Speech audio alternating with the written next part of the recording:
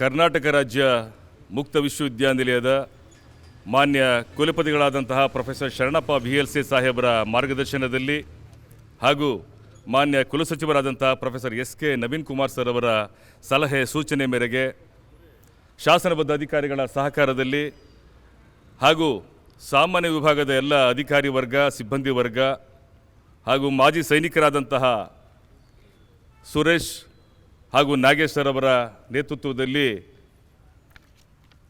ಇಂದು ನಾವು 77ನೇ ಗಣರಾಜ್ಯೋತ್ಸವ ದಿನಾಚರಣೆಯನ್ನು ಆಚರಿಸ್ತಾ ಇದ್ದೇವೆ. ಬಂಧುಗಳೇ, ಸ್ನೇಹಿತರೆ, ಈಗ ಪ್ರಾಸ್ತಾವಿಕ ನುಡಿ ಹಾಗೂ ಸ್ವಾಗತವನ್ನು ಕೋರಲಿದ್ದಾರೆ ಈ ಕಾರ್ಯಕ್ರಮದ ಸಂಯೋಜನಾಧಿಕಾರಿಗಳಾದಂತಹ ಡಾಕ್ಟರ್ ಕೃಷ್ಣಪ್ಪ ಜಿ ನಿಂಗಪ್ಪನವರು. 77ನೆಯ ಬಹಳ ವಿಜೃಂಭಣೆಯಿಂದ ದೇಶದ ವಿವಿಧ ಕಡೆ ನಡೀತಾ ಇರೋದು ನಮ್ಮೆಲ್ಲರಿಗೂ ಕೂಡ ಸಂತೋಷದ ಸಂಗತಿಯಾಗಿದೆ. ಜನವರಿ 26 ಗಣರಾಜ್ಯೋತ್ಸವ ನಮ್ಮ ರಾಷ್ಟ್ರೀಯ ಹಬ್ಬ, ನ್ಯಾಷನಲ್ ಫೆಸ್ಟಿವಲ್ ಆಫ್ ಡೆಮೋಕ್ರಸಿ ಅಂತಂದ್ಬಿಟ್ಟು ನಾವಿದನ್ನು ಕರೆಯಬಹುದಾಗಿದೆ. ಯಾಕೆ ಅಂತಂದರೆ ಪ್ರಜಾತಂತ್ರ ವ್ಯವಸ್ಥೆಯಲ್ಲಿ ಈ ಗಣರಾಜ್ಯೋತ್ಸವ ಬಹಳ ಪ್ರಾಮುಖ್ಯತೆಯನ್ನು ಪಡೆದಂತಹ ಹಬ್ಬ, ಈ ಪ್ರಜಾಪ್ರಭುತ್ವದ ಹಬ್ಬ ಆಗಿದೆ ಅನ್ನುವಂಥದ್ದು. ಭಾರತೀಯರಾದ ನಾವುಗಳು ಭಾರತ ರತ್ನ ಡಾಕ್ಟರ್ ಬಾಬಾ ಸಾಹೇಬ್ BR ಅಂಬೇಡ್ಕರ್ ಅವರು ರಚಿಸಿದ ಸಂವಿಧಾನವನ್ನು ನಮಗೆ ನಾವು ಅರ್ಪಿಸಿಕೊಂಡು ಆಚರಣೆಗೆ ತಂದ ಪವಿತ್ರವಾದ ಮಹಾದಿನವಿದು. ಜಗತ್ತು ಕಂಡ ಅಂತಹ ಅದ್ಭುತ ದೇಶ ನಮ್ಮದು.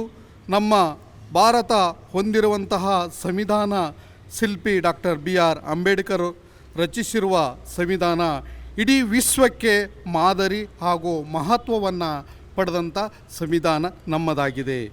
ಎಲ್ಲರಿಗೂ ಕೂಡ ಈ ಒಂದು ಗಣರಾಜ್ಯೋತ್ಸವ ಉತ್ತಮವಾದಂತಹ ಒಂದು ಇದು ಸಂದೇಶವನ್ನು ಸಿಗಲಿ ಅನ್ನುವಂಥ ಮಾತನ್ನು ಹೇಳುತ್ತಾ, ಎಲ್ಲರಿಗೂ ಕೂಡ ಒಳ್ಳೆಯದಾಗಲಿ ಅನ್ನುವಂಥ ಮಾತನ್ನು ಸಾರುತ್ತಾ, ಸರ್ವ ಜನ ಸುಖಿಭವತೋ ಅನ್ನುವಂಥದ್ದನ್ನು ಹೇಳುತ್ತಾ, ಭಾರತ ದೇಶದಲ್ಲಿ ಈ ಸಂವಿಧಾನ ಉತ್ತಮವಾಗಿ ಜಾರಿಯಲ್ಲಿ ಇರುತ್ತೆ. ಅದರ ಒಂದು ಆರ್ಟಿಕಲ್ಗಳು ಸಂವಿಧಾನದ ಪ್ರಕಾರವಾಗಿ ಎಲ್ಲ ಒಂದು ಎಕ್ಸಿಕ್ಯೂಟಿವ್ ಇರ್ಬೋದು, ಜುಡಿಷರಿ ಇರ್ಬೋದು, ಇವೆಲ್ಲವೂ ಕೂಡ ಒಂದು ಸಂವಿಧಾನದ ಒಂದು ಚೌಕಟ್ಟಿನಲ್ಲಿ ಸಂವಿಧಾನದ ಒಂದು ಆರ್ಟಿಕಲ್ಗಳ ಪ್ರಕಾರ ನಡೀತಿವೆ ಅನ್ನೋದನ್ನು ಹೇಳುತ್ತಾ ಎಲ್ಲರಿಗೂ ಕೂಡ ನಮಸ್ಕಾರಗಳನ್ನು ತಿಳಿಸ್ತೇನೆ. Thank you very much. ನೇರ, ನಿಷ್ಠುರ, ನಿಷ್ಠಾವಂತ, ದಕ್ಷ ಪತ್ರಕರ್ತರಾದಂತಹ, ಸದ್ಯದಲ್ಲಿ ಕನ್ನಡಪ್ರಭ ದಿನಪತ್ರಿಕೆಯ ಕಾರ್ಯನಿರ್ವಾಹಕ ಸಂಪಾದಕರಾಗಿ ಕಾರ್ಯನಿರ್ವಹಿಸುತ್ತಿರುವಂತಹ ಶ್ರೀಯುತ ಅಂಶಿ ಪ್ರಸನ್ನಕುಮಾರ್ ಸರ್ ಅವರು ಒಂದೆರಡು ಮಾತಾಡಬೇಕಾಗಿ ತಮ್ಮಲ್ಲಿ ಮನವಿ. ಎಲ್ಲರಿಗೂ ನಮಸ್ಕಾರ ಹಾಗೂ 77ನೇ ಗಣರಾಜ್ಯೋತ್ಸವದ ಶುಭಾಶಯಗಳು. ಕರ್ನಾಟಕ ರಾಜ್ಯ ಮುಕ್ತ ವಿಶ್ವವಿದ್ಯಾನಿಲಯ ಆವರಣದಲ್ಲಿ ನಡೀತಾ ಇರತಕ್ಕಂತಹ 77ನೇ ಗಣರಾಜ್ಯೋತ್ಸವ ಸಮಾರಂಭದ ಅಧ್ಯಕ್ಷತೆಯನ್ನು ವಹಿಸಿಕೊಂಡಿರ್ತಕ್ಕಂತಹ ಸನ್ಮಾನ್ಯ ಕುಲಪತಿಗಳಾದಂಥ ಪ್ರೊಫೆಸರ್ ಶರಣಪ್ಪ VLC ಅವರೇ, ಸಮಾರಂಭದಲ್ಲಿ ಪಾಲ್ಗೊಂಡಿರ್ತಕ್ಕಂತಹ ಕುಲಸಚಿವರಾದಂಥ ಪ್ರೊಫೆಸರ್ ನವೀನ್ ಕುಮಾರ್ SK ಅವರೇ, ಶೈಕ್ಷಣಿಕ ಡೀನರಾದಂಥ ಪ್ರೊಫೆಸರ್ ರಾಮನಾಥ್ ನಾಯ್ಡು ಅವರೇ, ಪರೀಕ್ಷಾಂಗ ಕುಲಸಚಿವರಾದಂಥ ಡಾಕ್ಟರ್ CS ಆನಂದ್ ಕುಮಾರ್ ಅವರೇ, ಅಧ್ಯಯನ ಕೇಂದ್ರಗಳ ಡೀನಾದಂಥ ಪ್ರೊಫೆಸರ್ NR ಚಂದ್ರೇಗೌಡ ಅವರೇ, ಬೆಂಗಳೂರು ಯೂನಿವರ್ಸಿಟಿ ಸಿಂಡಿಕೇಟ್ ಮೆಂಬರ್ ಆದಂಥ ರಾಮನಾಥ್ ಅವರೇ, ಹಾಗೆ ಇದುವರೆಗೆ ನಿರೂಪಣೆಯನ್ನು ಮಾಡಿ ಸ್ವಾಗತವನ್ನು ಮಾಡಿ ಪ್ರಾಸ್ತಾವಿಕವಾಗಿ ಮಾತನಾಡಿದಂಥ ಸಂಯೋಜನಾಧಿಕಾರಿಗಳಂಥ ಡಾಕ್ಟರ್ ಕೃಷ್ಣಪ್ಪ ಜಿ ನಿಂಗಪ್ಪನವರೇ, ದಯಾನಂದ ಅವರೇ, ಎಲ್ಲ ಅಧ್ಯಾಪಕರೇ, ಅಧ್ಯಾಪಕೇತರರೇ, ಪ್ರತಿಯೊಬ್ಬರಿಗೂ ಕೂಡ ಮತ್ತೊಮ್ಮೆ ಗಣರಾಜ್ಯೋತ್ಸವದ ಶುಭಾಶಯಗಳನ್ನು ಕೋರ್ತಾ, ಈಗಾಗಲೇ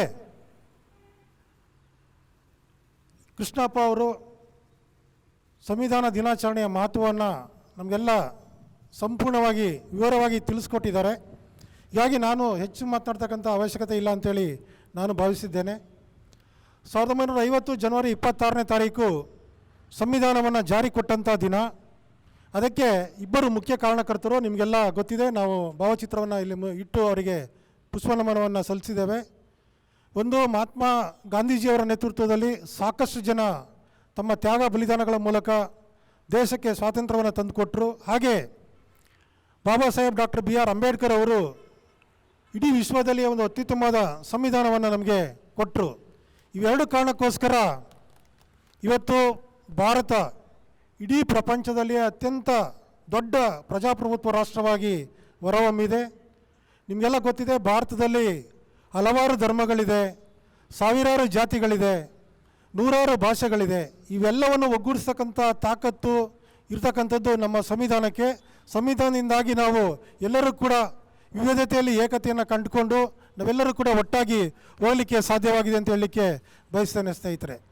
ನಮ್ಮ ಸಂವಿಧಾನದ ಪೀಠಿಕೆಯಲ್ಲಿ ಸಾರ್ವಭೌಮ, ಸಮಾಜವಾದಿ, ಜಾತ್ಯತೀತ, ಪ್ರಜಾಸತ್ತಾತ್ಮಕ ಗಣತಂತ್ರ ರಾಜ್ಯವನ್ನಾಗಿ ರೂಪಿಸ್ತೇವೆ ಅಂತೇಳಿ ನಾವೆಲ್ಲರೂ ಕೂಡ ಬಾಬಾ ಸಾಹೇಬ್ ಅಂಬೇಡ್ಕರ್ ಅವರ ಏನು ಒಂದು ಸಂವಿಧಾನವನ್ನು ಕೊಟ್ಟರು ಅದನ್ನು ಇಟ್ಕೊಂಡು ನಾವು ಕೆಲಸವನ್ನು ಮಾಡ್ತಾಯಿದ್ದೇವೆ.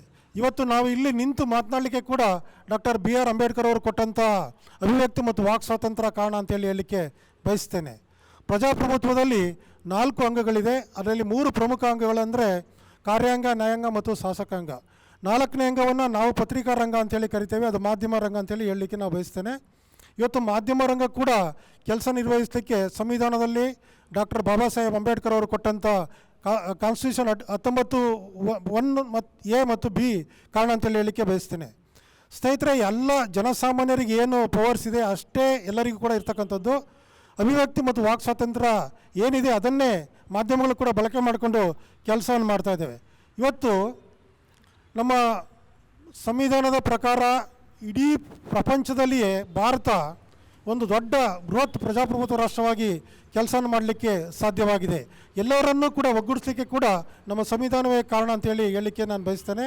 ಹಾಗಾಗಿ ಬಾಬಾ ಸಾಹೇಬರು ಕೊಟ್ಟಂಥ ಒಂದು ಸಂವಿಧಾನ, ಹಾಗೆ ಗಾಂಧೀಜಿಯವರ ನೇತೃತ್ವದಲ್ಲಿ ನಡೆದಂಥ ಒಂದು ಹೋರಾಟ, ಗಾಂಧೀಜಿಯವರ ನೇತೃತ್ವದಲ್ಲಿ ನಡೆದ ಹೋರಾಟಕ್ಕೆ ಹಲವಾರು ಮಂದಿ ಕಾರಣಕರ್ತರಿದ್ದಾರೆ. ಅದರಲ್ಲಿ ಕರ್ನಾಟಕದವ್ರನ್ನ ಹೇಳಬೇಕಾದ್ರೆ ಸಂಗೊಳ್ಳಿ ರಾಯಣ್ಣ ಅವರು, ಒನಕೆ ಓಬವ್ವ ಅವರು, ಕಿತ್ತೂರು ರಾಣಿ ಚೆನ್ನಮ್ಮ ಅವರು, ಹೀಗೆ ಸಾಕಷ್ಟು ಜನ ಇದ್ದಾರೆ.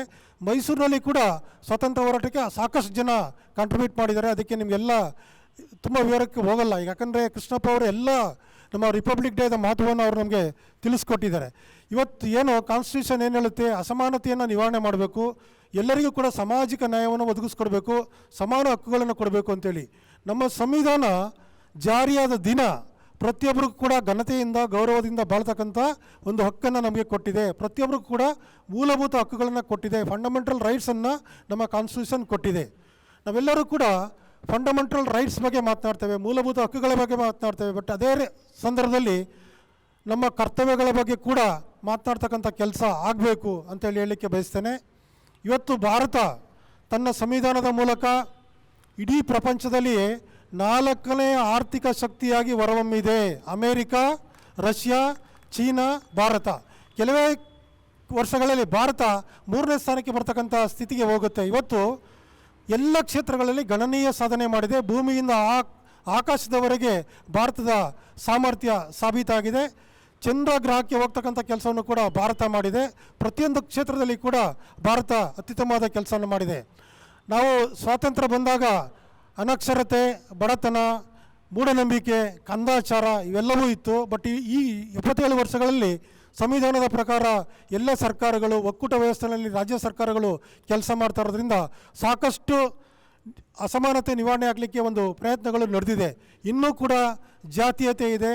ಎಲ್ಲಿವರೆಗೆ ಈ ಜಾತೀಯತೆ ಹೋಗಲ್ಲ ಅಲ್ಲಿವರೆಗೆ ನಮ್ಮ ಸಾಮಾಜಿಕ ನ್ಯಾಯ ಸಿಗಲ್ಲ, ಎಲ್ಲರಿಗೂ ಕೂಡ ಒಂದು ಸಮಾನ ಹಕ್ಕುಗಳು ಸಿಗಲ್ಲ ಅಂತೇಳಿ ಒಂದು ಅಭಿಪ್ರಾಯ ಇದೆ. ಇಂಥ ಒಂದು ಪವಿತ್ರವಾದ ದಿನ ನಾವೆಲ್ಲರೂ ಕೂಡ ಗಣರಾಜ್ಯೋತ್ಸವದ ದಿನ ನಮ್ಮನ್ನೇ ನಾವು ಪುನರಾವಲೋಕನ ಮಾಡಿಕೊಂಡು ಪ್ರತಿಯೊಬ್ಬರಿಗೂ ಕೂಡ ಎಲ್ಲರೂ ಕೂಡ ಸಮಾನವಾಗಿ ಬದುಕಬೇಕು, ಸಮಾನವಾಗಿ ಕೋಮುವಾದವನ್ನು ಮಾಡೋದೇ ಎಲ್ಲರಿಗೂ ಕೂಡ ಒಂದು ಸಾಮಾಜಿಕ ನ್ಯಾಯವನ್ನು ಕೊಡ್ತಕ್ಕಂಥ ಕೆಲಸವನ್ನು ಮಾಡಬೇಕು ಅನ್ನೋ ಒಂದು ಸಂಕಲ್ಪವನ್ನು ಇವತ್ತು ತೊಡಬೇಕಾಗಿದೆ. ಸ್ನೇಹಿತರೆ, ಇಡೀ ಪ್ರಪಂಚದಲ್ಲಿ ಈಗಾಗಲೇ ಕೃಷ್ಣಪ್ಪ ಅವರು ಹೇಳಿದ್ರು, ಇಡೀ ಭಾರತದಲ್ಲಿ ಬೇರೆ ಬೇರೆ ಧರ್ಮಗಳಿದೆ, ಬೇರೆ ಬೇರೆ ಜಾತಿಗಳಿದೆ, ಅವರವರ ಹಬ್ಬಗಳನ್ನು ಅವರವ್ರ ಮನೆಯಲ್ಲಿ ಮಾಡ್ತಾರೆ. ಬಟ್ ಇಡೀ ಭಾರತೀಯರು ಕಾಶ್ಮೀರದಿಂದ ಕನ್ಯಾಕುಮಾರಿವರೆಗೆ ಒಟ್ಟಾಗಿ ಆಚರಿಸ್ತಕ್ಕಂಥ 2 ಹಬ್ಬಗಳು, ಒಂದು ಸ್ವಾತಂತ್ರ್ಯ ದಿನ, ಮತ್ತೊಂದು ಗಣರಾಜ್ಯೋತ್ಸವ ದಿನ ಅಂತ ಹೇಳಲಿಕ್ಕೆ ಬಯಸ್ತೇನೆ. ಆದರೆ ಇತ್ತೀಚಿನ ದಿನಮಾನಗಳಲ್ಲಿ ಇವಾಗ ಕುಲಪತಿಗಳು ಬರೋದಕ್ಕಿಂತ ಮುಂಚೆ ಕುಲಸಚಿವರ ಜೊತೆ ನಾವು ಚರ್ಚೆ ಮಾಡ್ತಾಯಿದ್ವಿ.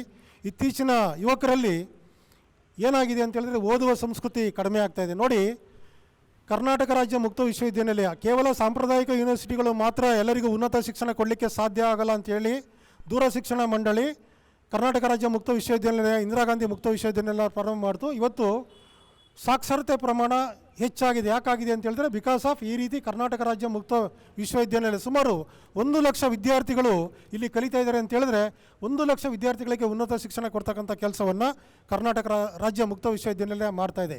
ಈ ರೀತಿ ಇವತ್ತು ಸಾಕ್ಷರತೆ ಪ್ರಮಾಣ ಜಾಸ್ತಿ ಆಗಿದೆ, ಬಡತನ ನಿರ್ಮೂಲನೆ ಕೆಲಸಗಳು ನಡೀತಾ ಇದೆ, ಸಮಾನ ಅವಕಾಶಗಳನ್ನು ಕೊಡ್ತಕ್ಕಂಥ ಕೆಲಸಗಳು ಕೂಡ ನಡೀತಾ ಇದೆ. ಇಂಥ ಸಂದರ್ಭದಲ್ಲಿ ನೋಡಿ, ಇವಾಗ ಏನಾಗಿದೆ, ದೇಶ ಪ್ರೇಮ ಕೇವಲ ಸಾಮಾಜಿಕ ಜಾಲತಾಣಗಳಲ್ಲಿ ಎಲ್ಲೋ ನಿಂತು ನಾವು ಫ್ಲ್ಯಾಗನ್ನು ಹಾಕೋದ್ರಿಂದ ಬರಲ್ಲ. ಮಕ್ಕಳಲ್ಲಿ ನಾವು ದೇಶ ಪ್ರೇಮವನ್ನು ಬೆಳೆಸಬೇಕು. ಮಹಾತ್ಮ ಗಾಂಧೀಜಿಯವರು ಮತ್ತು ಅಂಬೇಡ್ಕರ್ ಅವರು ಕೊಟ್ಟಂಥ, ಅವರ ನೇತೃತ್ವದಲ್ಲಿ ಕೊಟ್ಟಂಥ ಸ್ವಾತಂತ್ರ್ಯದ ಬಗ್ಗೆ, ಸಂವಿಧಾನದ ಬಗ್ಗೆ ಅರಿವನ್ನು ಮೂಡಿಸ್ತಕ್ಕಂಥ ಕೆಲಸವನ್ನು ಮಾಡಬೇಕು. ಇವಾಗ ಏನಾಗಿದೆ, ಕಂಟಿನ್ಯೂಸ್ ಹಾಲಿಡೇ ಸಿಕ್ತು. 3 ದಿನ, ಸೆಕೆಂಡ್ ಸಾಟರ್ಡೇ ಬಂತು, ಸಂಡೇ ಬಂತು, ಇವತ್ತು ರಿಪಬ್ಲಿಕ್ ಡೇ ಬಂತು. ಎಲ್ಲರೂ ಕೂಡ ಪ್ರವಾಸ ಮೈಸೂರಿಗೆ ಬರ್ತಕ್ಕಂಥ, ಇವತ್ತು ಎಕ್ಸ್ಪ್ರೆಸ್ ಹೈವೇ ಆದರೂ ಕೂಡ ಫುಲ್ಲು ಟ್ರಾಫಿಕ್ ಜಾಮ್ ಆಗ್ತಂಥ ಪರಿಸ್ಥಿತಿ ಇದೆ. ನಾವು ಗಣರಾಜ್ಯೋತ್ಸವ ದಿನವನ್ನು ಆಚರಣೆ ಮಾಡೋದು ಬಿಟ್ಟು ರಜಾವನ್ನು ಮಜಾ ಮಾಡಲಿಕ್ಕೆ ಹೋಗ್ತಕ್ಕಂಥ ಒಂದು ಪರಿಸ್ಥಿತಿನಲ್ಲಿ ಇವತ್ತು ಯುವಕರಿದ್ದಾರೆ. ಇಂಥ ಒಂದು ಸಂದರ್ಭದಲ್ಲಿ ನಾವು ಸ್ವಾತಂತ್ರ್ಯ ಅಂದರೆ ಸ್ವೇಚ್ಛಾಚಾರ ಅಲ್ಲ, ನಾವು ಹಿರಿಯರು ಕೊಟ್ಟಂಥ ಸ್ವಾತಂತ್ರ್ಯವನ್ನು ನಾವೆಲ್ಲ ನೆನಪಿಸ್ಕೊಳ್ಬೇಕು ಅಂತ ಒಂದು ಅರಿವನ್ನು ಮೂಡಿಸ್ತಕ್ಕಂಥ ಕೆಲಸವನ್ನು ನಾವು ನೀವೆಲ್ಲ ಸೇರಿ ಮಾಡಬೇಕು. ಸ್ವಾತಂತ್ರ್ಯದ ಮಹತ್ವ ನಿಮಗೆ ಗೊತ್ತಾಗಬೇಕಾದ್ರೆ ಸ್ನೇಹಿತರೆ, ನಮ್ಮ ಮೈಸೂರಿನಲ್ಲೇ ಪಿರಿಯಾಪಟ್ಟಣದ ಹತ್ರ ಬೈಲ್ಕುಪ್ಪ, ಕೊಳ್ಳೇಗಾಲದ ಹತ್ರ ಒಡೆಯರಪಾಳ್ಯ, ಅಲ್ಲಿ ನೋಡಿ ಟಿಬೆಟಿಯನ್ಸು ಅಲ್ಲಿ ಸ್ವಾತಂತ್ರ್ಯಕ್ಕಾಗಿ ಇಲ್ಲಿತ್ಕೊಂಡು ದಲೈ ಲಾಮಾ ಅವರ ನೇತೃತ್ವದಲ್ಲಿ ಹೋರಾಟ ಮಾಡ್ತಕ್ಕಂಥ ಕೆಲಸವನ್ನು ಮಾಡ್ತಾ ಇದ್ದಾರೆ. ಅದಕ್ಕೋಸ್ಕರ ನಾನು ನಿಮ್ಮಲ್ಲಿ ಮನವಿ ಮಾಡ್ಕೊಳ್ಳೋದಿಷ್ಟೇ, ಸ್ವಾತಂತ್ರ್ಯ ಅಂದರೆ ಸ್ವೇಚ್ಛಾಚಾರ ಅಲ್ಲ. ಅದನ್ನು ಅಂಬೇಡ್ಕರ್ ಅವರು ಇರ್ಬೋದು, ಗಾಂಧೀಜಿಯವರು ಇರ್ಬೋದು, ಅವ್ರ ನೇತೃತ್ವದಲ್ಲಿ ನಡೆದಂಥ ಹೋರಾಟದಿಂದ ಗಳಿಸ್ಕೊಟ್ಟಂಥ ಸ್ವಾತಂತ್ರ್ಯವನ್ನು ಸರಿಯಾಗಿ ಸದುಪಯೋಗ ಮಾಡಿಕೊಳ್ಬೇಕು. ಕಟ್ಟಕಡೆ ಮನುಷ್ಯನಿಗೂ ಕೂಡ ಸಾಮಾಜಿಕ ನ್ಯಾಯವನ್ನು ಒದಗಿಸ್ಕೊಡ್ಬೇಕು. ಎಲ್ಲರಿಗೂ ಕೂಡ ಮೂಲಭೂತ ಸೌಲಭ್ಯಗಳನ್ನು ಕಲ್ಪಿಸ್ಕೊಡ್ಬೇಕು. ಅನಕ್ಷರತೆಯನ್ನು ನಿರ್ಮೂಲನೆ ಮಾಡಬೇಕು. ಎಲ್ಲರಿಗೂ ಕೂಡ ಶಿಕ್ಷಣವನ್ನು ಕೊಡಬೇಕು ಅಂಥ ಒಂದು ಕೆಲಸವನ್ನು ನಾವು ಮಾಡಬೇಕು. ಸ್ನೇಹಿತರೆ, ಮತ್ತೊಂದು, ಇವತ್ತು ನಾವೆಲ್ಲರೂ ಕೂಡ ಇಷ್ಟೊಂದು ನೆಮ್ಮದಿಯಿಂದ ಇಲ್ಲಿ ನಾವೆಲ್ಲ ಇವತ್ತು ಗಣರಾಜ್ಯೋತ್ಸವ ದಿನವನ್ನು ಆಚರಿಸ್ತಾ ಇದ್ದೀವಿ ಅಂತ ಹೇಳೋದಕ್ಕೆ, ಅದಕ್ಕೆ ಸೈನಿಕರು ಕಾರಣ. ಎಲ್ಲ ಗಡಿನಲ್ಲಿ ಅವರು ಕಾವಲು ಕಾಯ್ತಾ ಇರ್ತಕ್ಕಂಥ ಸೈನಿಕರು ಕಾರಣ. ಅದಕ್ಕೋಸ್ಕರ ನಾವು ಯಾವತ್ತೂ ಕೂಡ ಗಣರಾಜ್ಯೋತ್ಸವದ ದಿನ, ಸ್ವಾತಂತ್ರ್ಯದ ದಿನ ನಾವು ಗಡಿಯಲ್ಲಿ ಕಾವಲು ಕಾಯ್ತಕ್ಕಂಥ ಸೈನಿಕರು ಮತ್ತು ನಮಗೆ ಅನ್ನ ಕೊಡ್ತಕ್ಕಂಥ ಅನ್ನದಾತರನ್ನು ಸದಾ ಸ್ಮರಿಸಿದ್ರೆ ಸಮಾಜಕ್ಕೆ ಒಳ್ಳೆಯದಾಗುತ್ತೆ ಅಂತಲೇ ಹೇಳ್ತಾ, ಇಂಥ ಒಂದು ಸಂದರ್ಭದಲ್ಲಿ ಕರೆಸಿ 1-2 ಮಾತಾಡಲಿಕ್ಕೆ ಅವಕಾಶ ಮಾಡಿಕೊಟ್ಟಂಥ ಸನ್ಮಾನ್ಯ ಕುಲಪತಿಗಳಿಗೆ, ಕುಲಸಚಿವರಿಗೆ ಹಾಗೂ ಎಲ್ಲ ಅಧಿಕಾರಿಗಳಿಗೆ ಮತ್ತು ನಿಮಗೆಲ್ಲರಿಗೂ ಮತ್ತೊಮ್ಮೆ ಗಣರಾಜ್ಯೋತ್ಸವದ ಶುಭಾಶಯಗಳನ್ನು ಕೋರಿ, ನಾವು ನೀವೆಲ್ಲರೂ ಕೂಡ ಸಾಮಾಜಿಕ ನ್ಯಾಯ, ಸಾಮರಸ್ಯ, ಶಾಂತಿ, ಸಹಬಾಳ್ವೆಯ ಒಂದು ಸಮಾಜವನ್ನು ನಿರ್ಮಾಣ ಮಾಡೋಣ. ಬುದ್ಧ, ಬಸವ, ಅಂಬೇಡ್ಕರ್, ಕುವೆಂಪು, ವಾಲ್ಮೀಕಿ, ಭಗೀರಥ ಮಹರ್ಷಿ, ಹೀಗೆ ಎಲ್ಲ ದಾರ್ಶನಿಕರು, ಮಹನೀಯರು ಕೊಟ್ಟಂಥ ಒಂದು ಏನು ಆದರ್ಶ ತತ್ವಗಳಿದೆ ಅದನ್ನು ಪಾಲಿಸೋಣ ಅಂತಲೇ ಹೇಳ್ತಾ, ಮತ್ತೊಮ್ಮೆ ಅವಕಾಶಕ್ಕಾಗಿ ಧನ್ಯವಾದಗಳನ್ನು ಸಲ್ಲಿಸಿ ನಾನು ಮಾತು ಮುಗಿಸೋಣ. ನಮಸ್ಕಾರ. ಸಂವಿಧಾನದ ಆಶಯಗಳನ್ನು ನಮಗೆ ತಿಳಿಸುತ್ತಾ ಈ ದಿನದ ಕಾರ್ಯಕ್ರಮದ ಬಗ್ಗೆ ಅರ್ಥಪೂರ್ಣವಾಗಿ ಮಾತನಾಡಿದಂತಹ ಮಾನ್ಯ ಶ್ರೀಯುತ ಅಂಶಿ ಪ್ರಸನ್ನಕುಮಾರ್ ಸರ್ ಅವರಿಗೆ ಹೃದಯಪೂರ್ವಕ ವಂದನೆಗಳು. ಈಗ ನಮ್ಮ ವಿಶ್ವವಿದ್ಯಾನಿಲಯದ ಪರವಾಗಿ ಅವರಿಗೆ ಗೌರವ ಸನ್ಮಾನ.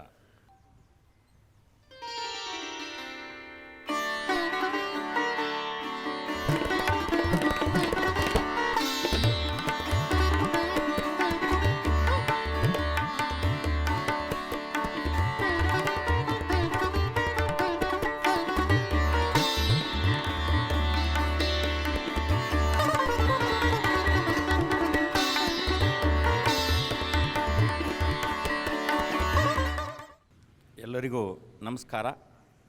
ಕರ್ನಾಟಕ ರಾಜ್ಯ ಮುಕ್ತ ವಿಶ್ವವಿದ್ಯಾಲಯ ವತಿಯಿಂದ 77ನೆಯ ಗಣರಾಜ್ಯ ದಿನಾಚರಣೆ ಎಲ್ಲರಿಗೂ ಶುಭಾಶಯಗಳು. ಈ ಕಾರ್ಯಕ್ರಮಕ್ಕೆ ಮುಖ್ಯ ಅತಿಥಿಗಳಾಗಿ ಬಂದಂತಹ ಶ್ರೀ ಅಂಶಿ ಪ್ರಸನ್ನಕುಮಾರ್ ಅವರೇ ಕನ್ನಡ ರಾಜ್ಯೋತ್ಸವ ಪ್ರಶಸ್ತಿ ಪುರಸ್ಕೃತರು ಮತ್ತು ಕಾರ್ಯನಿರ್ವಾಹಕ ಸಂಪಾದಕರು, ಕನ್ನಡ ದಿನಪತ್ರಿಕೆ ಮೈಸೂರು. ನಮ್ಮ ವಿಶ್ವವಿದ್ಯಾಲಯದ ರಿಜಿಸ್ಟ್ರಾರ್ ಆದಂಥ ನವೀನ್ ಕುಮಾರ್ ಅವರೇ ಮತ್ತು ಶೈಕ್ಷಣಿಕ ಡೀನ್ ಆದಂತಹ ರಮಾನಾಥಂ ನಾಯ್ಡು ಅವರೇ, ಅನಂತ್ ಕುಮಾರ್ ಅವರೇ ಪರೀಕ್ಷಾಂಗ ಕುಲಸಚಿವರು, ಮತ್ತು ಚಂದ್ರೇಗೌಡ ಡೀನ್ ಅಧ್ಯಯನ ಕೇಂದ್ರ, ಮತ್ತು ಡಾಕ್ಟರ್ ಕೃಷ್ಣಪ್ಪ ನಿಂಬಕ್ಕನವರೇ, ಮತ್ತು ನನ್ನ ನೆಚ್ಚಿನ ಗೆಳೆಯರಾದಂತಹ ಡಾಕ್ಟರ್ ರಮಾನಾಥಂ ಅವರೇ, ನನ್ನ ಎಲ್ಲ ಶಿಕ್ಷಕ ಬಂಧುಗಳೇ, ಮತ್ತು ಶಿಕ್ಷಕೇತರ ಬಂಧುಗಳೇ, ಇಲ್ಲಿ ನೆರೆದಂಥ ಎಲ್ಲ ಆಹ್ವಾನಿತರೇ ಮತ್ತು ಮಾಧ್ಯಮದ ಮಿತ್ರರೇ, ಈಗಾಗಲೇ ಕೃಷ್ಣಪ್ಪ ನಿಂಗಪ್ಪನವರು ಮತ್ತು ಅಂಶಿ ಪ್ರಸನ್ನಕುಮಾರ್ ಸರ್ರು ತಮಗೆಲ್ಲ ತಿಳಿಸಿದ್ದಾರೆ. ನಾವು ನಮ್ಮ ದೇಶವನ್ನು 1947ರಲ್ಲಿ ಇಂಡಿಪೆಂಡೆಂಟ್ ಆದಮೇಲೆ 560 ರಾಜ್ಯಗಳನ್ನು ಅಲ್ಲಿ ರಾಜ್ಯವನ್ನು ಆಳ್ತಾ ಇದ್ದರು. ಅವರು ಬೇರೆ ಬೇರೆ ಪ್ರಾಂತ ಅಂದರೆ ಅವರವರ ಏನು ಪ್ರಾಂತಗಳಲ್ಲಿ 560 ರಾಜ್ಯಗಳನ್ನು ಆಳಿದಂತಹ ದೇಶ ಒಕ್ಕೂಡಬೇಕು, ಒಂದೇ ಸೂರಿನಲ್ಲಿ ತರಬೇಕು ಎಂಬ ಭಾವನೆಯಿಂದ ಡಾಕ್ಟರ್ ಬಾಬಾ ಸಾಹೇಬ್ ಅಂಬೇಡ್ಕರ್ ಅವರ ಏನು ವಿಚಾರ ಏನು ಮತ್ತು ಮಹಾತ್ಮ ಗಾಂಧಿಯವರು ಮಾಡಿದಂಥ ಇವೆಲ್ಲ ಪರಿಶ್ರಮದಿಂದ ನಮ್ಮ ದೇಶವನ್ನು ಏಕತೆ ಅಂದರೆ ವಿವಿಧತೆಯಲ್ಲಿ ಏಕತೆ ಆಗಿದೆ ಅಂತ ನನಗನ್ನಿಸ್ತದೆ. ತಮಗೆಲ್ಲ ಗೊತ್ತಿರ್ಬೋದು, ಬಂಕಿಮ್ ಚಂದ್ ಚಟರ್ಜಿ ಅಂತ ಅವರು ನಮಗೆ ನಮ್ಮ ದೇಶಕ್ಕೆ 1930ರಲ್ಲೇ ನಾವು ಘೋಷಣೆ ಮಾಡಿಕೊಂಡಿದ್ದೆವು. 1930ರಲ್ಲಿ ನಾವು ಬ್ರಿಟಿಷರಿಗೆ ಬಿಟ್ಟು ತೊಲಗಿರಿ ಅಂತ ಹೇಳುತ್ತಾ ನಾವು ಇಂಡಿಪೆಂಡೆಂಟ್ ಆಗಿ ನಾವು ಬೆಳಿಬೇಕು, ಇಂಡಿಪೆಂಡೆಂಟ್ ಆಗಿ ಇರಬೇಕು ಅಂತ 1930ರಲ್ಲಿ ಬಂಕಿಮ್ ಚಂದ್ ಚಟರ್ಜಿ ಅವರು ಹೇಳ್ತಾರೆ. ಆವಾಗ ಎಲ್ಲ ನಮ್ಮ ಇಂಡಿಪೆಂಡೆಂಟ್ ಆದಮೇಲೆ 560 ರಾಜರುಗಳನ್ನು ಅವರವರಲ್ಲೇ ಕಚ್ಚಾಡುತ್ತಾ ನಮ್ಮ ದೇಶದಲ್ಲಿ ನಾವು ನಮ್ಮ ಭಾರತಕ್ಕೆ ಬರೋಂಗಿಲ್ಲ ಮತ್ತು ಅಲ್ಲಿ ಬೇರೆ ದೇಶಕ್ಕೆ ಪಾಕಿಸ್ತಾನಕ್ಕೆ ಹೋಗ್ತೀನಿ ಅಂತ ನಿಜಾಮರು ಸಹ ಎಷ್ಟೋ ದಿವಸ ಬರಲೇ ಇಲ್ಲ. ಆವಾಗ ನಮ್ಮ ಸರ್ದಾರ್ ವಲ್ಲಭಭಾಯಿ ಪಟೇಲರು ಏಕೀಕರಣಕ್ಕಾಗಿ ಮತ್ತು ಎಲ್ಲ ರಾಜ್ಯಗಳಿಗೆ ಒಗ್ಗೂಡಿಸಿ ಅವರು 1950ರಲ್ಲಿ ಏನು ನಮ್ಮ ಗಣರಾಜ್ಯ ಉತ್ಸವ ಆಯ್ತಲ್ಲ, ಆವಾಗ ನಮ್ಮ ದೇಶಕ್ಕೆ ನಿಜಾಮರು ನಮಗೆ ಸೇರಲೇ ಇಲ್ಲ. 1947ರಿಂದ 1948ರವರೆಗೆ ಭಾಳ ಪ್ರಯತ್ನ ಮಾಡಿ ಸರ್ದಾರ್ ವಲ್ಲಭಭಾಯಿ ಪಟೇಲ್ ಅವರು ನಮ್ಮ ಏನು ನಿಜಾಮ್ ಏರಿಯಾ ನಮ್ಮ ಭಾರತಕ್ಕೆ ಸೇರಿಸಿದ್ರು. ತಮಗೆಲ್ಲ ಗೊತ್ತಿರ್ಬೋದು, ನಮ್ಮ ಭಾರತ ದೇಶದಲ್ಲಿ ನಿಜಾಮ್ ಏರಿಯಾಯನ್ನು ಸೆಪ್ಟೆಂಬರ್ 17ರಂದು ಇಂಡಿಪೆಂಡೆಂಟ್ ಆಯಿತು. ತಮಗೆಲ್ಲ ಗೊತ್ತಿರ್ಬೋದು, 1948 ಸೆಪ್ಟೆಂಬರ್ 17 ನಮಗೆ ಸ್ವಾತಂತ್ರ್ಯ ಸಿಕ್ಕಿತ್ತು ಆವಾಗ. ಯಾಕಂದರೆ ಇಲ್ಲಿ ನಾನು ಈ ಹೇಳೋ ಉದ್ದೇಶ ಅಂದರೆ ಬೇರೆ ಬೇರೆ ರಾಜರುಗಳು ನಮ್ಮಲ್ಲೇ ಜಗಳವಾಡಿ ಬೇರೆ ದೇಶದವರಿಗೆ ಅವಕಾಶ ಕೊಟ್ಟಿದ್ದ ನಮ್ಮ ದೇಶ. ತಮಗೆಲ್ಲ ಗೊತ್ತಿರ್ಬೋದು, 1900 ಬಾಬರ್ ಅಫ್ಘಾನಿಸ್ತಾನದಿಂದ ಬಂದರು. ಅವರು ಬಾಬರ್ ಒಬ್ಬರೇ ಬಂದಾಗ ಒಂದು 30 ಜನ ಸೈನಿಕರಿದ್ದರಷ್ಟೇ. 30 ಜನರನ್ನು ಕರ್ಕೊಂಡು ನಮ್ಮ ದೇಶವನ್ನು 700 ವರ್ಷಗಳ ಕಾಲ ಆಳಿದ್ರು ಅವರು. ಬಾಬರ ಫ್ಯಾಮಿಲಿದಿಂದ ಪರಂಪರೆಯಿಂದ ನೀವು ಔರಂಗಜೇಬ್ ಅವರಿಗೆ ಅಂತ ನನಗನ್ನಿಸ್ತದೆ. ಅದರ ನಂತರ ಏನಾಯಿತು, ಬ್ರಿಟಿಷರು ಈಸ್ಟ್ ಇಂಡಿಯಾ ಕಂಪನಿಗೆ ವ್ಯಾಪಾರಕ್ಕಾಗಿ ಬಂದರು. ಇದು ಎಲ್ಲ ಯಾಕೆ ಹೇಳಂದ್ರೆ ನಮ್ಮಲ್ಲಿ ಜಗಳ ಆಡೋದ್ರಿಂದ ನಮ್ಮ ರಾಜರುಗಳನ್ನು ಏನು ಹೊಡೆದಾಡೋದ್ರಿಂದ ಬೇರೆಯವರಿಗೆ ಅವಕಾಶ ಕೊಟ್ಟು ಈಸ್ಟ್ ಇಂಡಿಯಾ ಕಂಪನಿಯಲ್ಲಿ ಅವರು ವ್ಯಾಪಾರಕ್ಕಾಗಿ 200 ಜನ ಬಂದಂತಹ ಈ ಈಸ್ಟ್ ಇಂಡಿಯಾ ಕಂಪನಿದವರು ನಮ್ಮ ದೇಶವನ್ನು ಕಬಳಿಸ್ಕೊಂಡ್ರು. ನಮ್ಮ ದೇಶದಲ್ಲಿ ಇದ್ದಂತಹ ಎಲ್ಲ ಸಂಪನ್ಮೂಲವನ್ನು ಲೂಟಿ ಹೊಡೆದ್ರು. ನೀವೆಲ್ಲ ಕೇಳ್ಕೊಂಡಿರ್ಬೋದು, ತಗ್ಲಕರು ಏನು ಮಾಡಿದ್ರು, ಒಂದು ಕಡೆಯಿಂದ ಇನ್ನೊಂದು ಕಡೆ ರಾಜ್ಯವನ್ನು ಚೇಂಜ್ ಮಾಡ್ತಾ ನಮ್ಮ ದೇಶದಲ್ಲಿದ್ದಂತಹ ರಿಸೋರ್ಸನ್ನು ಏನು ಪಡ್ಕೊಂಡು ಅವರ ದೇಶಕ್ಕೆ ಒಯ್ದರು. ಆದರೂ ನಮ್ಮ ದೇಶದಲ್ಲಿ ಅನೇಕ ರಿಸೋರ್ಸ್ಗಳಿವೆ. ನಾನು ಇದರಲ್ಲಿ ಯಾಕೆ ನಾನು ಈ ಒತ್ತನ್ನು ಕೊಡ್ತಾ ಇದ್ದೆ ಅಂದರೆ, ನಮ್ಮಲ್ಲಿ ನಮ್ಮ ಮನಸ್ಥಿತಿ ಒಬ್ಬರಿಗೆ ನೋಡಿದ್ರೆ ಇನ್ನೊಬ್ಬರು ಸೇರಂಗಿಲ್ಲ. ಆ ಮನಸ್ಥಿತಿಯನ್ನು ಚೇಂಜ್ ಮಾಡ್ಕೋಬೇಕು. ನಮ್ಮನ್ನು ಆಳಲಿಕ್ಕೆ ಮತ್ತೊಂದು ಸಲ ಅವಕಾಶ ಕೊಡಲಾರ್ದಂಗೆ ನಾವು ವಿಚಾರ ಮಾಡಿ ಈ 77ನೇ ರಿಪಬ್ಲಿಕ್ ಡೇ ದಿವಸ ನಾವು ಪಣ ತೊಡಬೇಕು. ನಮ್ಮ ದೇಶವನ್ನು ಹೇಗೆ ಸಮಸಮಾಜವಾಗಿ ಮಾಡಬೇಕಾದ್ರೆ ನಾವೆಲ್ಲರೂ ಒಟ್ಟಿಗೆ ದುಡಿಬೇಕಾಗ್ತದೆ. ಹಾಗಾಗಿ ನಾವೆಲ್ಲರೂ ಬ್ರದರ್ಹುಡ್ಲಿ ಅಂದರೆ ಅಣ್ಣ ತಮ್ಮರಂತೆ ಅಕ್ಕ ತಂಗಿಯರಂತೆ ನಾವು ದುಡಿದರೆ ನಮ್ಮ ಸಮಾಜವನ್ನು ಮತ್ತು ಸದೃಢವಾಗಿ ಮಾಡಲಿಕ್ಕೆ ಅವಕಾಶ ಇದೆ. ಅದರ ಜೊತೆಗೆ ನಮ್ಮ ಸಮಾಜದಲ್ಲಿ ರಾಮರಾಜ್ಯ ಮಾಡಬೇಕಾದ್ರೆ ನಮ್ಮ ಮನಸ್ಥಿತಿಯನ್ನು ಎಲ್ಲರೂ ಚೇಂಜ್ ಮಾಡ್ಕೋಬೇಕಾಗ್ತದೆ. ಹೀಗಾಗಿ ನಮಗೆ ಕೊಟ್ಟಂತಹ ಬಾಬಾ ಸಾಹೇಬ್ ಅಂಬೇಡ್ಕರ್ ಅವರ ಏನು ಕಾನ್ಸ್ಟಿಟ್ಯೂಷನ್ ಏನಿದೆ ಅಲ್ಲ, ಆ ಕಾನ್ಸ್ಟಿಟ್ಯೂಷನನ್ನೇ ನಿಜ ರೂಪಕ್ಕೆ ತರಬೇಕಾದ್ರೆ ನಾವೆಲ್ಲರೂ ಅದರಲ್ಲಿ ಇದರಲ್ಲಿ ನಿಟ್ಟಿನಲ್ಲಿ ನಾವು ನಮ್ಮ ಕಾರ್ಯಗಳನ್ನು ಮಾಡಬೇಕು.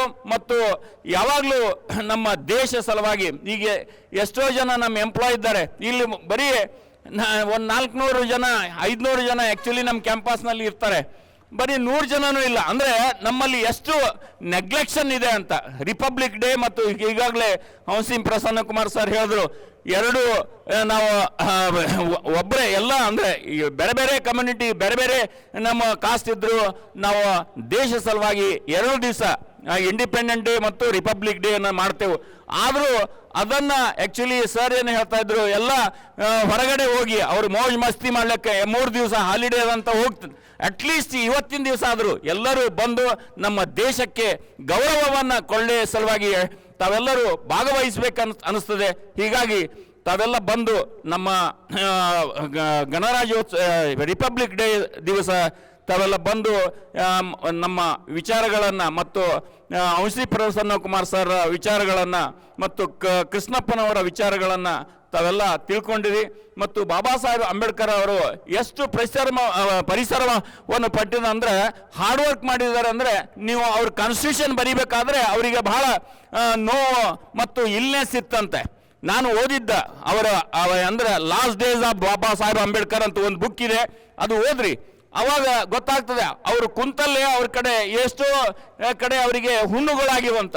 ಆ ಹುಣ್ಣಿನಲ್ಲಿ ಹತ್ತಿ ಇಳ್ಲಿಕ್ಕೆ ಹೋದಾಗ ಹತ್ತಿನೂ ಒಳಗೆ ಹೋಗ್ತಿತ್ತಂತ. ಅಂದರೆ ನೀವು ಅವರ ಕಷ್ಟಗಳನ್ನು, ಅಂದರೆ ನಮ್ಗೆ ಏನಾಗಿದೆ, ನಮ್ಮಲ್ಲಿ ಏನೂ ಇಲ್ಲ, ನಮ್ಗೆ ಎಷ್ಟು ಒಳ್ಳೆಯ ಹೆಲ್ತನ್ನು ಕೊಟ್ಟಿದ್ದಾನೆ ದೇವರು. ಅಷ್ಟು ಕಷ್ಟಪಟ್ಟು ನಮ್ಮ ಭಾರತಕ್ಕೆ ಸಂವಿಧಾನವನ್ನು ಕೊಟ್ಟಂಥ ಬಾಬಾ ಸಾಹೇಬ್ ಅಂಬೇಡ್ಕರ್ ಅವರ ಏನು ಸಂವಿಧಾನದ ನಿಟ್ಟಿನಲ್ಲಿ ನಾವೆಲ್ಲರೂ ಅವರ ಗೌರವವನ್ನು ಕಾಪಾಡಿ ಮತ್ತು ಅವರಿಗೆ ನಮ್ಮ ಕೃತಜ್ಞತೆಗಳನ್ನು ಹೇಳಬೇಕಾಗ್ತದೆ. ಮತ್ತು ಅದ್ರ ಜೊತೆಗೆ ಔಷಧಿ ಪ್ರಸನ್ನ ಕುಮಾರ್ ಸರ್ ಹೇಳಿದ್ರು, ನಮ್ಮ ದೇಶವನ್ನು ಸುರಕ್ಷಿತವಾಗಿ ಇಡಲಿಕ್ಕೆ ನಮ್ಮ ಆರ್ಮಿ ಮತ್ತು ನೇವಿ ಮತ್ತು ಏರ್ಫೋರ್ಸ್ ಅವರು ಬಹಳ ಕಷ್ಟಪಟ್ಟು ಅವರು ನೆಗೆಟಿವ್ ಟೆಂಪ್ರೇಚರ್ ಇರ್ತದೆ ಅಲ್ಲಿ ಸಹ ಅವ್ರು ಕೆಲಸ ಮಾಡ್ತಾ ಇರ್ತಾರೆ. ಈಗ ನಮಗೆ 3 ಡಿಗ್ರಿ 4 ಡಿಗ್ರಿ ಬಂದರೆ ನಮ್ಗೆ ತಾಳ್ಕೊಳ್ಳೋಕ್ಕಾಗಲ್ಲ. ಅವರು ನೆಗೆಟಿವ್ ಟೆಂಪ್ರೇಚರ್ನಲ್ಲಿ ಅವರು ಕೆಲಸ ಮಾಡ್ತಾರೆ. ಅಂಥವರಿಗೆ ನಾವು ಅಟ್ಲೀಸ್ಟ್ ದೇಶದಲ್ಲಿ ಏನು ಅವರ ಕೆಲಸ ಮಾಡೋದು ಅಟ್ಲೀಸ್ಟ್ 2 ದಿವಸ ಆದರೂ ನಾವು ನೇಮಿತಾ ಇದ್ದೇವಲ್ಲ ಅಂತ ರೈತರಿಗೆ ಮತ್ತು ನಮ್ಮ ಏರ್ಫೋರ್ಸು ಮತ್ತು ನೇವಿ ಆರ್ಮಿದವರಿಗೆ. ತಮಗೆಲ್ಲ ಗೊತ್ತಿರ್ಬೋದು, 1996ರಲ್ಲಿ ನೇವಿಯನ್ನು ಸಪರೇಟ್ ಆಯಿತು. ನೇವಿ ಬೈಫರ್ಕೇಶನ್ ಮಾಡಿದ್ರು. ರಿಸರ್ಚ್ ಡೆವಲಪ್ಮೆಂಟ್ ಬೇಕಾಗಿತ್ತು. ಅಂದರೆ ನಾವೆಲ್ ರಿಸರ್ಚ್ ಬೋರ್ಡ್ನಲ್ಲಿ ನೀರಿನಲ್ಲಿ ಹೋದಂಥ ಏನೋ ಎಷ್ಟೋ ಹಡಗುಗಳನ್ನು ಪ್ರಾಬ್ಲಮ್ ಆಗ್ತಿತ್ತು ಆವಾಗ. ಅದರ ಸಲುವಾಗಿ ನೇವಿಯವರು ಏನು ಮಾಡಿದ್ರು, ನಾವೆಲ್ ರಿಸರ್ಚ್ ಬೋರ್ಡನ್ನು ಸಪರೇಟ್ ಮಾಡಿ 1996ರಲ್ಲಿ ಅವರು ಎಷ್ಟೋ ರಿಸರ್ಚ್ ಪ್ರಾಜೆಕ್ಟ್ಗಳನ್ನು ಕೋಟಿಗಟ್ಟಲೆ ಪ್ರಾಜೆಕ್ಟ್ಗಳನ್ನು ಕೊಟ್ಟು ನಾವು ಇಮೇಜಸ್ ಇನ್ ದ ವಾಟರ್, ಅಂದರೆ ನಾವು ಎಷ್ಟೆಷ್ಟು ಬೇರೆ ಬೇರೆ ಇಮೇಜ್ಗಳನ್ನು ಕಂಡುಹಿಡಲಿಕ್ಕೆ ಅವರು ಈಗ RV ಕಾಲೇಜಿದವರು ಒಂದು ಪ್ರಾಜೆಕ್ಟ್ ಮಾಡಬೇಕಾದ್ರೆ 1 ಕೋಟಿ ಅವ್ರು ಕೊಟ್ಬಿಡ್ತಿದ್ರು. ಹೀಗಾಗಿ ಅನೇಕ ಯೂನಿವರ್ಸಿಟಿಗಳಿಗೆ ಅವರು ಪ್ರಾಜೆಕ್ಟ್ ಸಲುವಾಗಿ ದುಡ್ಡನ್ನು ಕೊಟ್ಟರು. ಅಂದರೆ ನಾ ಇಲ್ಲಿ ಯಾಕೆ ಹೇಳ್ತಾ ಇದ್ದೀನಿ ಅಂದರೆ, ನಾವು ರಿಸರ್ಚ್ನಲ್ಲಿ ಅನೇಕ ಡೆವಲಪ್ಮೆಂಟ್ ಆಗಿದೆ. ಅಂದರೆ ನಾವು 1947ರಿಂದ ಇಲ್ಲಿವರೆಗೆ ತೊಗೊಂಡ್ರೆ ಚೇಂಜ್ ಆಗಿದೆ. ಆದರೂ ಅನೇಕ ಇನ್ವೆನ್ಷನ್ಗಳನ್ನು ಇನ್ನೂ ಮಾಡಬೇಕಾಗಿದೆ. ಅದನ್ನು ತಾವೆಲ್ಲ ಏನು ಅಧ್ಯಾಪಕರಿದ್ರಿ ಆ ನಿಟ್ಟಿನಲ್ಲಿ ತಾವೆಲ್ಲ ಕೆಲಸ ಮಾಡಿದ್ರೆ ನಮ್ಮ ದೇಶದ ರಿಪಬ್ಲಿಕ್ ಮತ್ತು ಇಂಡಿಪೆಂಡೆಂಟ್ ಡೇಗೆ ನೀವು ಸಲ್ಲಿಸುವಂತಹ ಏನು ಒಳ್ಳೆಯ ಒಂದು ಕೃತಜ್ಞತೆ ಇರ್ತದೆ ಅಂತ ಹೇಳ್ತಾ ನನ್ನ 2 ಮಾತು ಮುಗಿಸ್ತೀನಿ. ಜೈ ಹಿಂದ್, ಜೈ ಕರ್ನಾಟಕ. ಬಾಬಾ ಸಾಹೇಬರು ರಚಿಸಿದಂತಹ ಸಂವಿಧಾನದ ಆಶಯಗಳನ್ನು ಎತ್ತಿ ಹಿಡಿಯಬೇಕು ಅಂತ ಹೇಳ್ತಾ, ಗಣರಾಜ್ಯೋತ್ಸವದ ಬಗ್ಗೆ ಸಾಕಷ್ಟು ಮಾಹಿತಿಗಳನ್ನು ಹೇಳಿದಂಥ ಮಾನ್ಯ ಕುಲಪತಿಗಳಿಗೆ ಹೃದಯಪೂರ್ವಕ ವಂದನೆಗಳು. ಈಗ ಅಂತಿಮ ಘಟ್ಟ ವಂದನಾರ್ಪಣೆ. ಮಾನ್ಯ ಕುಲಪತಿಗಳ ಅಧ್ಯಕ್ಷತೆಯಲ್ಲಿ ನಡೆದಂತಹ ಕಾರ್ಯಕ್ರಮದಲ್ಲಿ ಭಾಗವಹಿಸಿರುವ ಶಾಸನಬದ್ಧ ಅಧಿಕಾರಿಗಳು ಹಾಗೂ ಡಾಕ್ಟರ್ ರಾಮನಾಥ್ ಸಿಂಡಿಕೇಟ್ ಸದಸ್ಯರು ಬೆಂಗಳೂರು ರಾಜೀವ್ ಗಾಂಧಿ ಆರೋಗ್ಯ ವಿಶ್ವವಿದ್ಯಾನಿಲಯ ಮತ್ತು ಶ್ರೀ ಅಂಶಿ ಪ್ರಸನ್ನ ಕುಮಾರ್ ಸರ್ ನಮ್ಮ ಕರೆಗೆ ಹೋಗೊಟ್ಟು ಅತ್ಯಂತ ಪ್ರೀತಿಯಿಂದ ನಮ್ಮ ಕಾರ್ಯಕ್ರಮದಲ್ಲಿ ಭಾಗವಹಿಸಿದ್ದಾರೆ. ನೇರ, ನಿಷ್ಠುರ ಹಾಗೂ ನಿಷ್ಠಾವಂತ ಪತ್ರಕರ್ತರಲ್ಲಿ ಅಂಶಿ ಪ್ರಸನ್ನ ಕುಮಾರ್ ಒಬ್ಬರು ಅಂತ ಹೇಳೋದಕ್ಕೆ ಸಂತೋಷ ಆಗುತ್ತೆ. ಎಲ್ರಿಗೂ ವೇದಿಕೆಯಲ್ಲಿರುವಂಥ ಎಲ್ಲ ಗಣ್ಯರಿಗೆ ಹೃದಯಪೂರ್ವಕ ವಂದನೆಗಳನ್ನು ಸಲ್ಲಿಸ್ತಾ ಇದ್ದೇವೆ. ಹಾಗೆಯೇ ಇಲ್ಲಿ ನೆರೆದಿರುವ ರಜಾ ಇದ್ದರೂ ಕೂಡ ಅತ್ಯಂತ 2-3 ದಿನ ರಜಾ ಇದ್ದರೂ ಕೂಡ ಅತ್ಯಂತ ಪ್ರೀತಿಯಿಂದ ಕಾರ್ಯಕ್ರಮದಲ್ಲಿ ಭಾಗವಹಿಸಬೇಕು ಅಂತ ಗೌರವದಿಂದ ಭಾಗವಹಿಸಿರುವಂಥ ಎಲ್ಲ ಬೋಧಕರು ಮತ್ತು ಬೋಧಕೇತರ ಸಿಬ್ಬಂದಿ ವರ್ಗದವರಿಗೆ ಹೃದಯಪೂರ್ವಕ ವಂದನೆಗಳು.